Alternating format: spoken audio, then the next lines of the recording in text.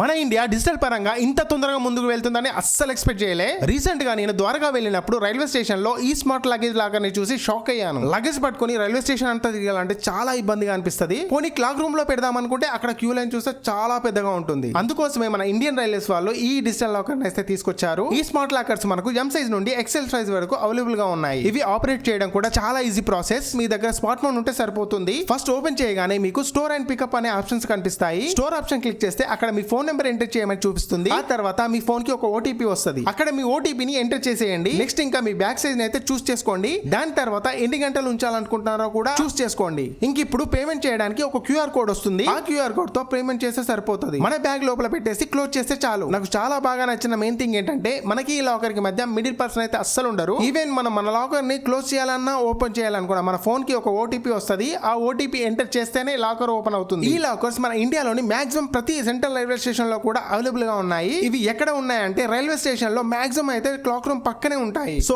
Next time ఈ digital lockers అయితే పక్కగా ట్రై చేయండి. ఇంకెందుకు లేటు, ఎక్కువ ట్రావెల్ చేసే మీ ఫ్రెండ్స్ అండ్ ఫ్యామిలీకి ఈ రీల్ షేర్ చేసేయండి. ఇలాంటి ఇంట్రెస్టింగ్ ట్రావెల్ వీడియోస్ కోసం మన ఛానల్ ఫాలో చేసి నన్ను సపోర్ట్ చేయండి. నమస్తే, ఉంటా మరి.